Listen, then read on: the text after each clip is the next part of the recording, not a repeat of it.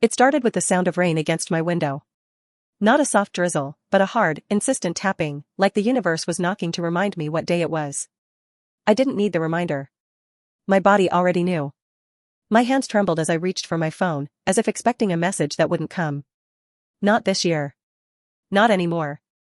I stared at the date, May 3rd. The day I met him. The day everything changed. I hadn't seen Luke Taylor in 5 years. 5 years since the night he kissed me on my rooftop and promised things he had no intention of keeping. 5 years since I gave him my heart, only to watch him hand it back in pieces. I told myself I was over it. That the pain had dulled. That I'd moved on. But the truth was, I never really did. Some heartbreaks don't leave scars, they stay as open wounds, quietly bleeding in the background of your life. That night, I fell asleep crying. The kind of sleep that isn't really sleep. More like surrender. I remember the cold. The ache. And then, light. A blinding, painful light. When I opened my eyes, something felt wrong. The room was too familiar. My old apartment. The one I gave up years ago. The chipped white dresser. The beige curtains. The cracked mirror with my sticky note still hanging crookedly in the corner, "You've survived worse." I stumbled out of bed and looked at my phone. The screen lit up. May 3rd. But the year? 2020. I sat down. My knees couldn't hold me. I thought I was dreaming. I had to be. But the smell of my old shampoo. The scratchy blanket I'd thrown away years ago. The sound of my neighbor's terrible trumpet practice through the walls. It was all real. I had gone back. Back to the year I met him. The first time around, I wasn't ready. I didn't know what he was capable of. His charm. His games. The way he made you feel seen, only to forget you existed when it no longer suited him. But now? Now I had the gift of hindsight. I knew the ending. And I had no intention of playing the same role. I wasn't here to fall in love. I was here to win. I spent the morning piecing together the timeline. I knew where I'd be at 6 o'clock, at that rooftop bar downtown, drinking mojitos with my best friend Mina and complaining about dating apps. And I knew exactly when Luke would walk in, all confident smirks and casual swagger, in that navy blue button-down that made every girl look twice. I remembered every word of our first conversation. How he leaned over and asked if the seat was taken. How he ordered me my favorite drink before I even said a word. How he teased me for being too serious, too guarded. As if that was a flaw. As if letting your walls down was a requirement for being worthy of his attention. This time, I played it differently. I wore red. Not the soft blush pink I wore the first time. Red. Bold. Unapologetic. I let my hair fall in loose waves and wore the necklace I knew he'd compliment. When he walked in, my pulse still skipped. Some things never change. He spotted me quickly, just like before. Made his way over. Smiled like the devil. "Is this seat taken?" he asked, just like last time. I didn't look up right away.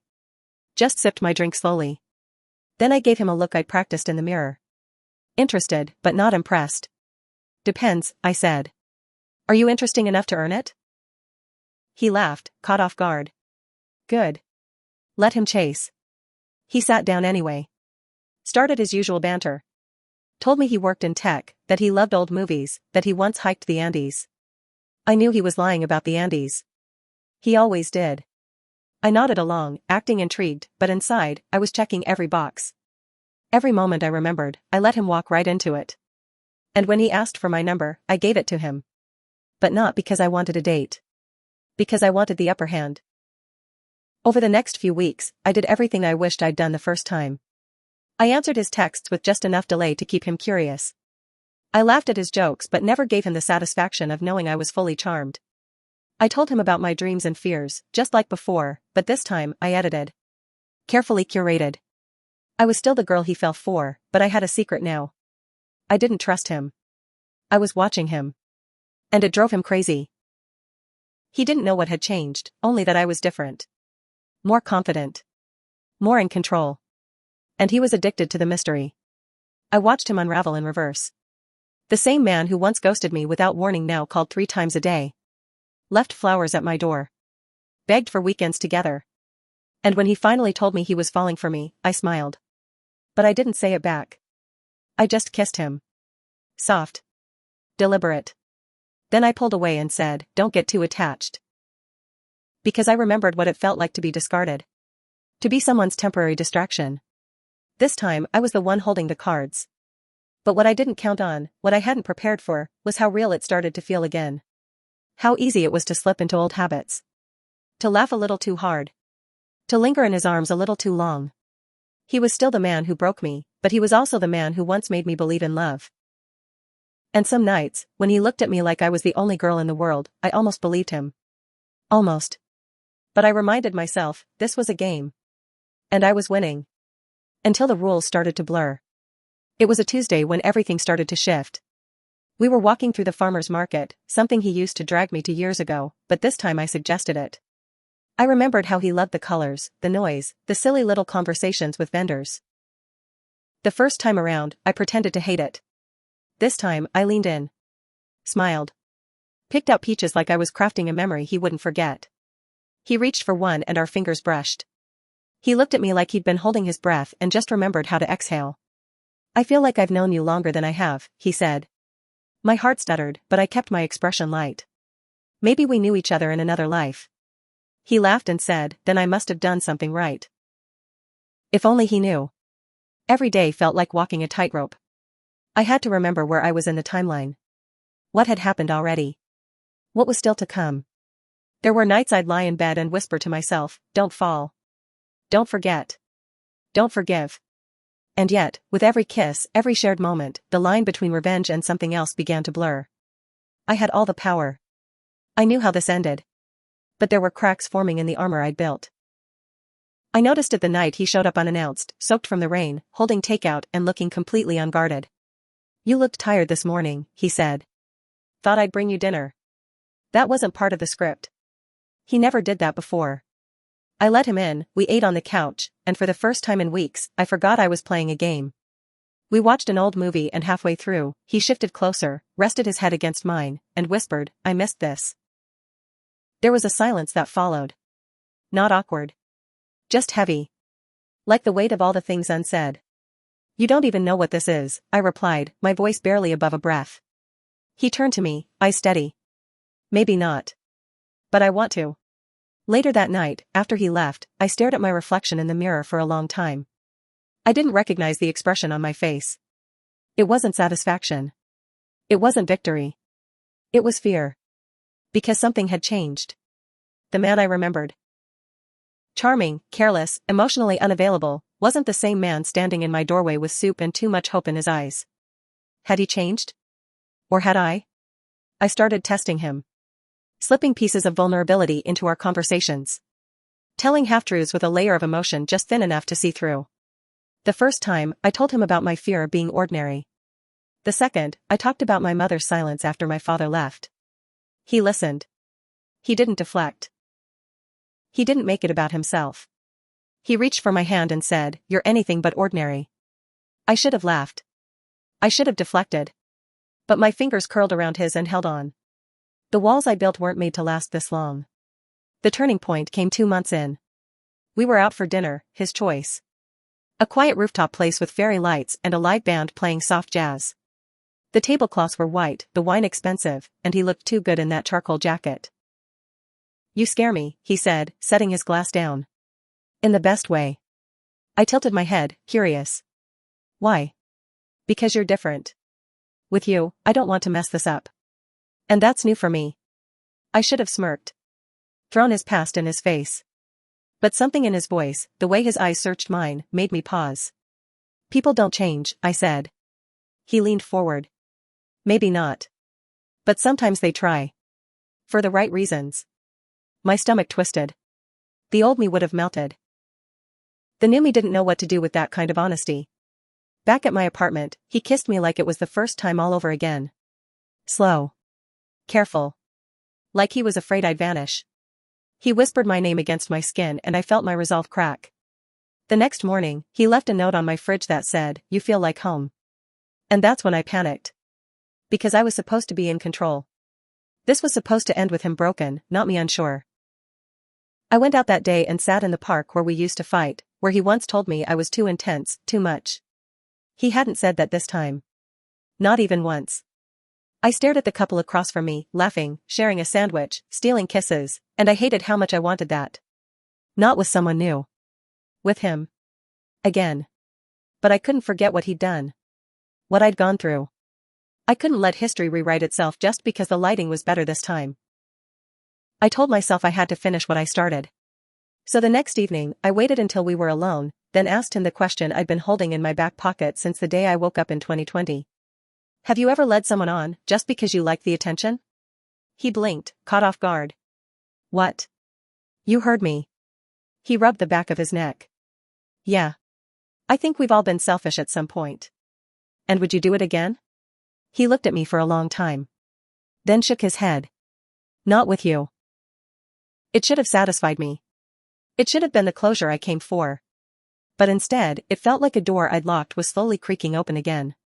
And I wasn't sure I had the strength to close it. I tried to pull away after that. I told myself I needed space, that the lines had blurred too much. That if I wasn't careful, I'd end up right where I started, heartbroken and alone. So I stopped replying right away. I canceled plans. I told him I had work, a headache, a family thing. But Luke didn't get frustrated. He didn't push. He waited. Sometimes he'd send a photo of something that reminded him of me. A coffee shop with the lemon scones I liked. A dog wearing a ridiculous sweater. A sunset over the river. Just a picture. No message. But it said everything. And I hated how much I missed him. When I finally agreed to see him again, I set rules for myself. No staying the night.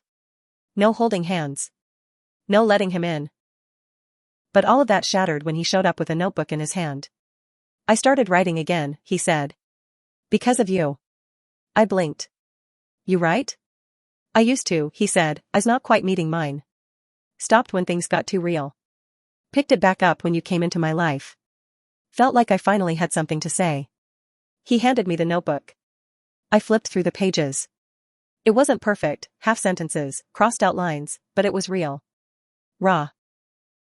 There were pieces about a girl who smiled like she was hiding a secret. About late nights and soft touches and the fear of falling too hard. I closed the notebook slowly. Is this about me? He nodded. All of it. I felt something sharp and foreign in my chest. Guilt. Because I knew the truth. That I hadn't come back to love him. I'd come back to destroy him. But how do you break the heart of someone who finally knows how to handle yours? I told Nina everything that night. About the time travel. About Luke. About my plan. She stared at me like I'd lost my mind. You're telling me you came back in time just to get revenge? I came back to protect myself, I corrected. She raised an eyebrow. And how's that working out for you? I didn't answer. Because it wasn't. The next day, Luke asked me to go away with him. Just a weekend trip. A cabin near the lake. He said we could unplug. Just be together. I almost said no. But I said yes. The first night at the cabin, we drank wine and watched the stars. There were no distractions. No timelines. Just him and me and a kind of silence that felt comfortable. He talked about his parents, how he'd always felt like he had to earn their love. I told him about the version of me I used to be, the one who waited by the phone, hoping he'd call. I didn't say his name, but I didn't have to. He was quiet for a while. Then he said, I think I hurt someone once. I didn't mean to. But I wasn't ready. I was selfish. I looked at him. Do you regret it? Every day, he said. But I think, maybe this is my second chance. I stood up, heart pounding. Luke, he reached for my hand. I'm not perfect. I've made mistakes. But I know what I want now. And it's you. The fire crackled behind us. The wind moved through the trees. And I realized in that moment, I couldn't go through with it. I couldn't finish the game. Because somewhere along the way, I'd stopped playing. I kissed him. Not out of victory. Not to prove a point. I kissed him because I wanted to. When we returned to the city, things were different. Lighter. More open. We didn't talk about the past. We just lived in the present. Every day felt like something we were building together instead of something I was dismantling alone. But fate doesn't like to be rewritten. One afternoon, while he was in the shower, his phone buzzed. I wasn't going to look. I swear I wasn't. But curiosity is a dangerous thing. The message was from someone named Elise. Still thinking about you. Don't be a stranger. It punched the air from my lungs. Elise. That name wasn't in the original timeline. I had no memory of her. But the way she wrote it, casual, familiar. I stared at the screen until it faded.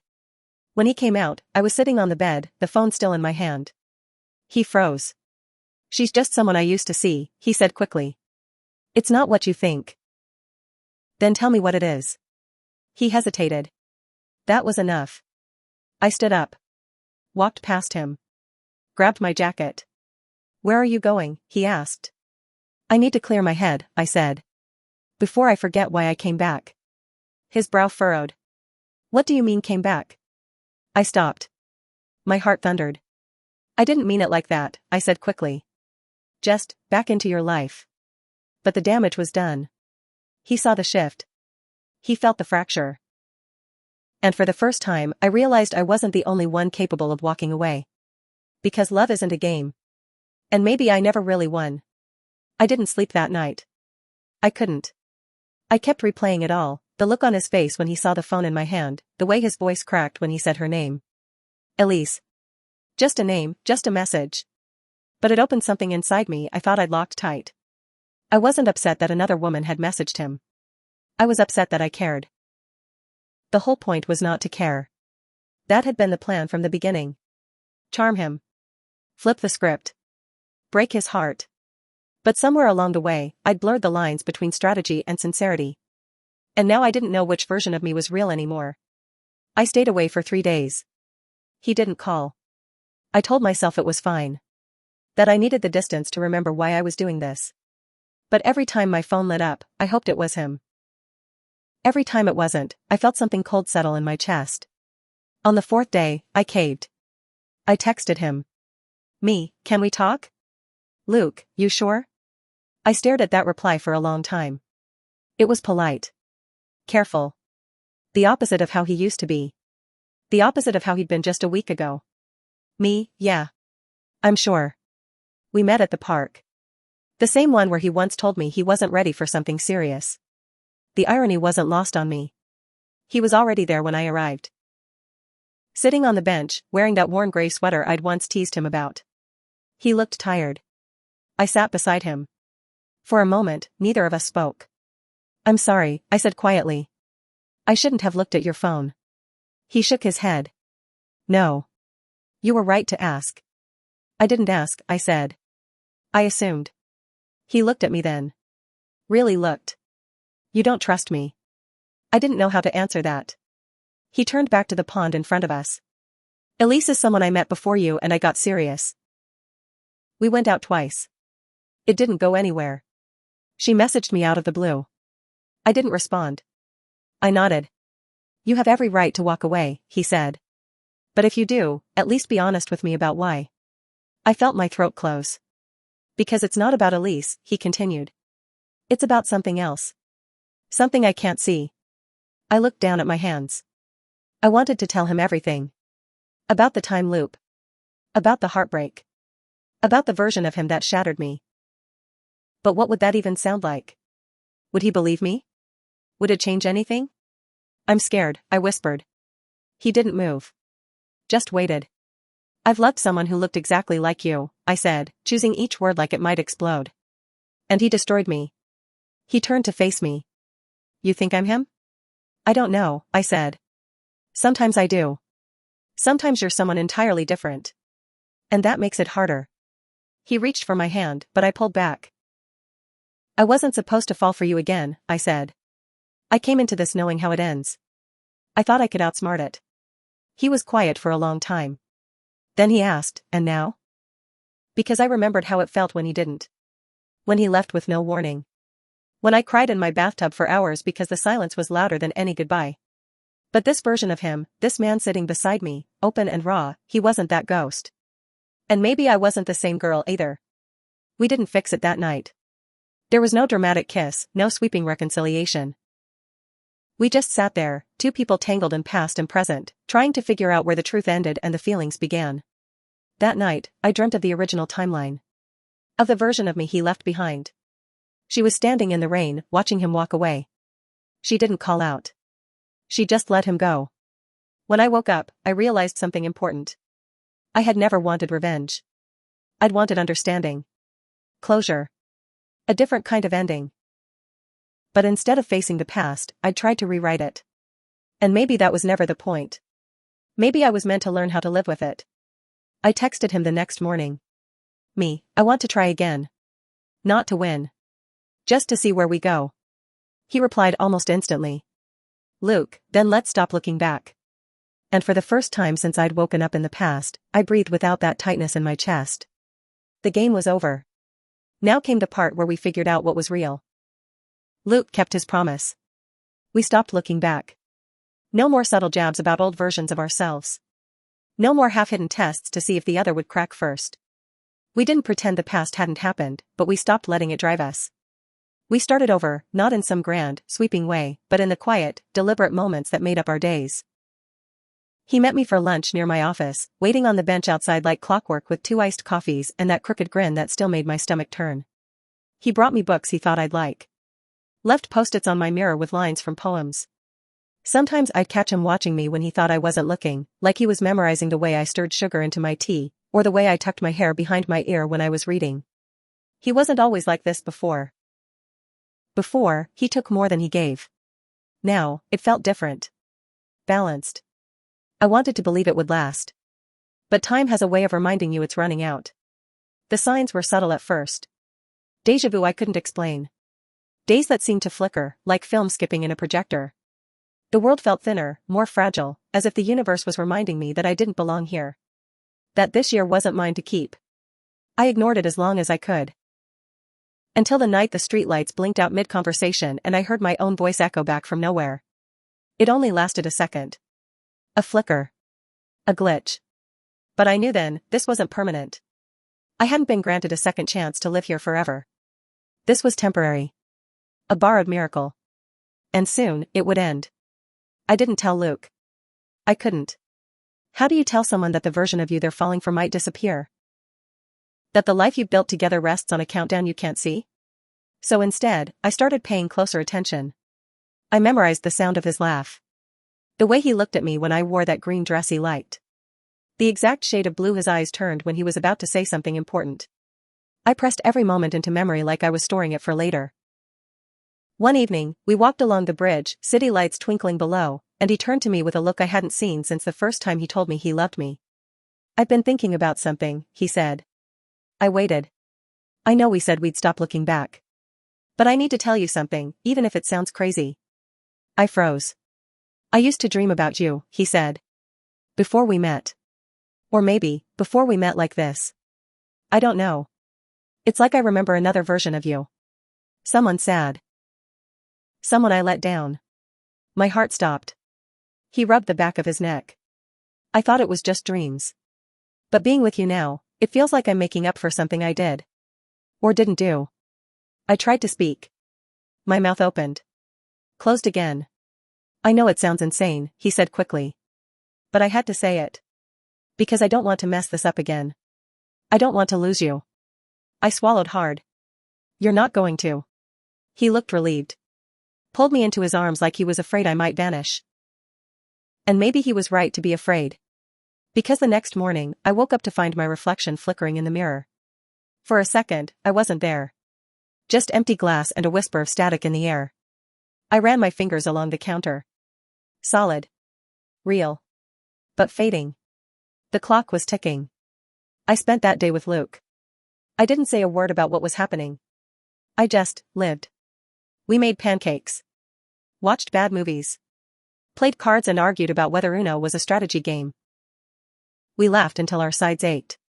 We made love slow and sweet, like we had all the time in the world. And when he fell asleep with his arm around my waist, I whispered, "Thank you." The next morning, I wrote him a letter. Not a goodbye. Not exactly.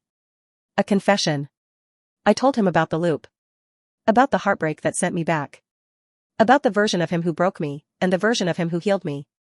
I told him I didn't know how much longer I had, but I didn't regret a second. I told him he changed. I changed. And that was enough. Then I kissed his forehead, slipped the letter under his pillow, and went for a walk. The city was quiet. too quiet. The streets began to blur. I felt myself slipping. 1 minute I was there. The next, I wasn't. I woke up gasping, like I'd broken the surface of water after too long beneath it. The air was different, crisp, sterile. I was back in my current apartment. Not the cozy, lived-in one from 2020, but the sleek, quiet space I'd moved into alone. My phone buzzed beside me. The date on the lock screen made my breath catch. May 4th. The day after. But the year was now. Present day. I sat up slowly, hands shaking. My heart still thundered like I'd just run miles. I looked around, half expecting Luke to be there. Hoping, maybe. But the apartment was empty. Cold. Silent. Had it all been a dream? The notebook was gone. The lemon scones, the weekend at the lake, the soft music and tangled sheets, gone. I pressed my palms to my eyes. But then, I saw it. A flicker of something familiar on my kitchen counter. A letter. My handwriting. I ran to it. My legs barely worked. I picked it up, heart in my throat. It was dated, today. But written in the same pen I'd used before the loop. My pen. My words. I was there. It happened. That was all it said. Not enough. Too much. I sank into the nearest chair, the paper crumpling in my hands. I didn't know if I was losing my mind or if time had folded around me like a trick of light. But deep in my bones, I knew I hadn't imagined it. It had been real. Somehow, impossibly real.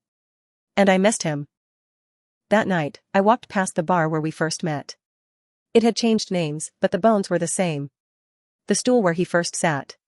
The soft lighting. The familiar hum of strangers falling into conversation. I stood outside, too afraid to go in. Until someone said my name. I turned. And there he was. Luke. Older. Present. Real. He didn't look shocked to see me. Just, quiet. Like he'd been waiting. My heart clawed at my ribs. He stepped closer. No words yet. Just eyes locked on mine, reading every flicker of disbelief, every tremor in my breath. I thought I'd imagined it, he said finally. My throat closed. What? You, he said. The you from that year. You were different. You knew things. You looked at me like you were holding back an entire lifetime. I couldn't speak. I had dreams after that, he said. Fragments. Memories that weren't mine yet. I didn't understand them. I thought I was losing my mind. Tears blurred my vision. You remember? He nodded. Not all of it. Just enough. We stood there in the soft wash of city light, the world rushing past us, and I realized I wasn't crazy. He'd felt it too. He took a step closer. You left a letter. Then you were gone. I thought I'd never see you again. I thought the same, I whispered. He reached into his coat and pulled out something folded and worn. My letter. Creased and faded, like he'd carried it with him every day since. I read this until the words burned into me, he said. And I swore if I ever saw you again, I wouldn't waste a second. He held out his hand. And for the first time in years, I took it without hesitation. We walked together, slow at first, then certain. Not trying to recreate the past. Not chasing what was lost. But building something new. Something that didn't need a second chance or a rewritten ending. Just two people, finally arriving at the same place, at the same time. This time, for real. We didn't talk much that night. We didn't have to. Everything we needed to say hung between us, soft and unspoken, like the air after rain. Luke walked me home, his fingers laced with mine like they belonged there. Every so often he'd glance over, as if making sure I was still real. Still here. When we reached my apartment building, he hesitated. Do you want to come up? I asked, my voice quieter than I intended. He gave a half smile, nervous and warm. Only if you're sure. I was. More sure than I'd ever been. We didn't rush.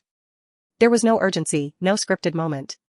Just slow steps into familiar space, clothes falling like leaves, skin to skin. His hands trembled the first time he touched me. Mine did too. And when he kissed me, it wasn't the kind of kiss that tried to claim or convince. It was the kind of kiss that said I remember you. Afterward, we lay tangled in silence. The city hummed outside the window, but the room felt still. Luke brushed a strand of hair from my face. I thought I'd ruined everything the first time, he whispered. You did, I said. Then softer, but you also fixed it. He smiled, eyes searching mine. I think we both needed the break to become the people we are now. And he was right. The old us would have imploded. This version, present day, fractured, healing, had a chance. In the weeks that followed, we did things slowly. We didn't rush to slap labels on anything. We went on walks, shared playlists, cooked dinner while arguing about garlic. He brought me sunflowers instead of roses because he remembered I liked them better. I wrote again. Not stories of revenge, but stories about second chances. Sometimes, we talked about the past. Not to dissect it. Just to understand it. I didn't know how to love you back then, he told me once. You deserved more than what I could give. You gave what you had, I said. It just wasn't enough. He looked pained. I wish I could undo it. You didn't have to, I said. We rewrote it. But even good things come with shadows. One afternoon, I found myself standing in the bookstore where I used to go after our breakup, 5 years ago. It was the place where I cried into a stack of poetry books, hiding in corners and pretending to read. I remembered the version of me who ached so deeply she thought she'd never breathe again. I thought of her as a stranger. But she was me. She built this me. Luke met me there. He walked in like he'd done it 1,000 times, like this place was ours. Penny for your thoughts? He asked. I was just remembering, I said. The girl I used to be. He nodded. The one who didn't think she'd survive? She didn't, I said. Not really. He stepped closer. You're stronger now. I had to be. He looked at me like he saw every version of me at once, the broken, the vengeful, the brave, the soft. I love this version, he said. I smiled. So do I. And that's when I realized the truth. I didn't come back to break his heart. I came back to heal mine. Not with vengeance. Not with control. But with clarity. With strength. With choice. I chose to love again, not because I forgot the pain, but because I remembered it, and still opened the door. Love isn't the same the second time. It's not innocent or easy. It's not breathless or blind. It's slower. More honest. Rooted in reality. And when you've lost it once, you learn how to hold it differently. More carefully. More completely. Luke reached for my hand, and I took it. We didn't speak as we walked out into the sunlit street. We didn't need to. Some endings aren't really endings. They're just the part where the real story finally begins. We moved in together 3 months later. It wasn't planned, not really. It started with a drawer, then a toothbrush, then a half-dozen shirts draped over the back of my couch. One morning, Luke looked around and said, I think I live here now, and I said, yeah, I think you do, and that was that. It wasn't perfect. Some days he left dishes in the sink. Some days I snapped at him over nothing. Once we fought over whether or not to hang a painting. I thought it was romantic, he thought it looked like a haunted hotel hallway. But we never let the tension linger. We learned to talk. To listen. To let each other be wrong sometimes without making it into a war. He didn't ask why I triple-checked the locks some nights or why I cried when a song from 5 years ago played in the background of a movie. And I didn't ask what he dreamed about when he tossed and turned and whispered my name in his sleep. Some things didn't need to be explained. They just needed time. We both carried ghosts. The only difference was, we stopped letting them lead. The biggest surprise wasn't how much I still loved him. It was how different that love looked now. Before, it had been frantic, desperate, all-consuming. A wildfire. But now, it felt like a slow burn. A quiet hearth in a storm. Something steady. Something earned. One night, we had dinner with Nina and her boyfriend. She'd known from the start, of course. About the loop. About my plan. She gave Luke a long look across the table, then pulled me into the hallway on the way to the bathroom. He seems different, she said. He is, I whispered. So am I. She studied me for a second, then smiled. Good. You deserve this version of him. Later that night, after they left, Luke leaned against the door and looked at me with that half-smile he'd had since the beginning. Do you ever think about what would have happened if we'd gotten it right the first time? He asked. All the time, I said. But then we wouldn't be here, he added. I nodded. And I think I like here better. He walked over, pulled me into his arms, and whispered into my hair, then let's stay here. As long as we can. I buried my face in his chest and let myself believe it. Because for the first time in a long time, I didn't feel like I was running towards something, or away from it. I was exactly where I was meant to be. Still, there were days when I wondered how it all worked, if the universe really had cracked open and stitched me into the past so I could right a wrong. Or if it had simply given me a glimpse of what love could be when both people are finally ready. I didn't need an answer. I'd stopped trying to make sense of it. Not everything needed to be solved. Some things were just gifts. About a year later, Luke proposed. Not with a flash mob or a billboard or a champagne-soaked rooftop. We were in the kitchen. He was making pasta. I was dancing barefoot to a song playing from the tiny speaker on the counter. He turned around, holding the ring, and said, "I don't want to do any of this without you." And that was it. I cried. Said yes. Dropped a wooden spoon on the floor. We laughed so hard we almost forgot to call anyone. A few weeks before the wedding, I found the notebook he used to carry. The one from that year. It was worn, the pages frayed. I opened it to the last page. He'd written something new. This time, she didn't break my heart. She saved it. I closed the notebook and held it to my chest. Sometimes life doesn't give you do-overs. But sometimes, if you're lucky, if you've learned enough, it gives you one chance to make peace with the past. And one person willing to meet you where you are now. I took his hand on our wedding day, looked into the eyes of the man I'd once planned to destroy, and saw only love. And for the first time since the loop began, I knew the story was finally mine to keep. It rained the morning of our wedding. The kind of soft, steady rain that seemed to blur the world into something slower, something sacred. Guests huddled under umbrellas, laughter echoing beneath the canopy. I stood behind the curtain of my dressing room window, watching the drops roll down the glass like silver threads. For a moment, I thought about May 3rd, how everything had started with rain. Nina stood behind me, clipping my veil with steady hands. "You ready?" she asked. I nodded. I'd been ready for years. And I had. Not just for the wedding. But for this life.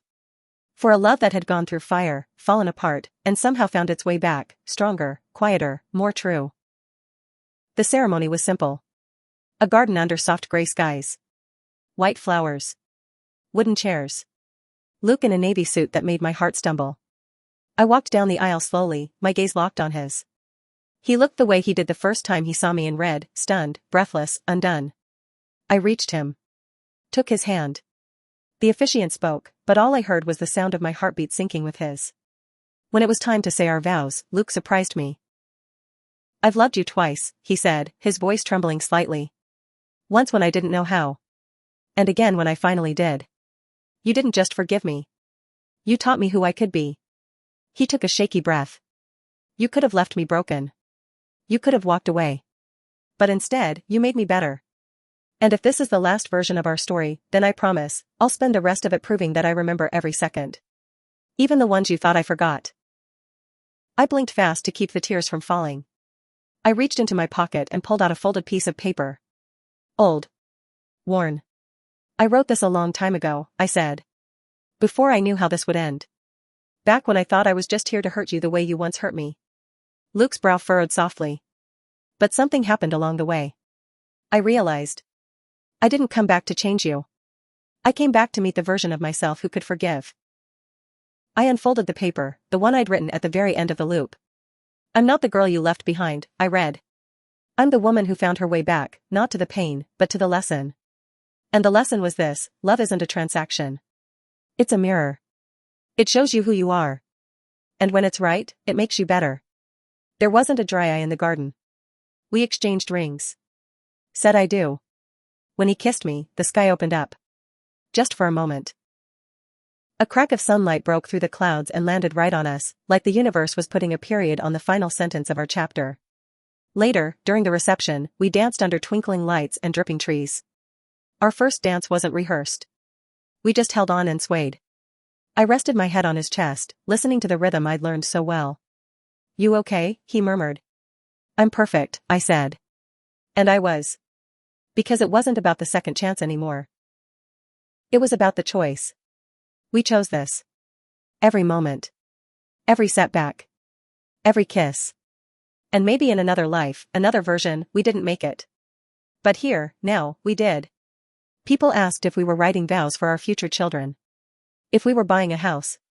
If we had plans. We said we didn't need to rush. We'd already been through every ending imaginable. Now we just wanted to live. One morning, months later, I sat on our balcony sipping coffee while Luke read the paper beside me. The city buzzed softly below. The sun hit just right. I turned to him. "Do you ever think about the first version of us?" I asked. He looked up, smiled. "Every day." "Would you change anything?" He reached over and brushed my hair back behind my ear. "Not a thing," he said. "Even the worst parts brought me back to you. And maybe that was the point all along. The heartbreak. The rewind. The loop. It wasn't punishment. It was a compass. Leading me home."